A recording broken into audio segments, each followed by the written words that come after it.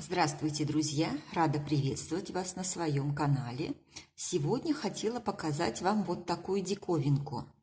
Для кого-то, может быть, это и не диковинка, но сейчас я покажу, что еще я вижу на этом цветке. И, может быть, вы согласитесь со мной, что это все-таки диковинка. Итак, вот это вот растение, очень похожее на суккуленты, очень похожее чем-то и на алоэ, чем-то и на хавортию, но это гастерия. Происходит, я объясню, почему такое название, чуть попозже. Итак, гастерия, видов их много, и еще, наверное, виды эти образуются и образуются, потому что это растение легко опыляется, переопыляется с цветками алоэ. Поэтому, если у вас имеется цветущая гастерия и цветущий алоэ, то вы можете вывести новый сорт, назвать его своим именем и радоваться жизни. Толстенькие сочные листья, на них вот такие выросты. И поэтому мне кажется, что вот эта гастерия называется гастерия бородавчатая. Настаивать не буду, может быть, я ошибаюсь, но думаю, что это вот она и есть. У этой гастерии бородавчатой еще есть название народное такое, язык юриста или язык адвоката. Ну, видимо, наш народ так назвал или потому, что пожелал юристам иметь вот такое вот на своем языке, или что у юристов все-таки уже есть такой язык. Трудно сказать. Ну, ладно. Розетка без стебля, прикорневая розетка, очень легко размножается вегетативно. Как видите, вот здесь много отпрысков, которые при пересадке можно отделить и размножить таким образом растение.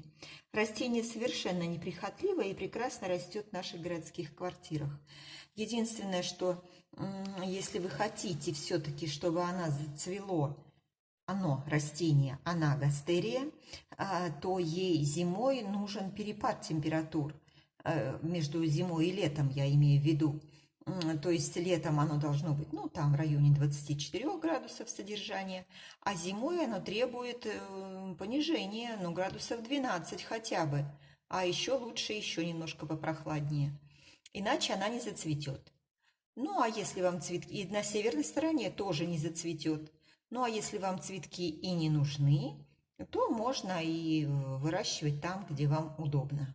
И что же такого диковинного я хотела вам еще показать?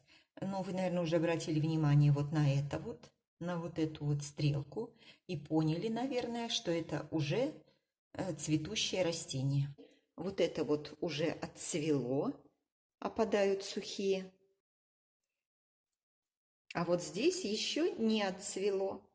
И вот эти вот цветки интересной формы, вот эти вот вздутые розоватые прицветники и дали название самому растению. То есть, понимаете, да, гастро, вспомним гастриты, и это название уходит корнями в древнюю латынь, отсылает нас туда, и это название корнями произошло оттуда.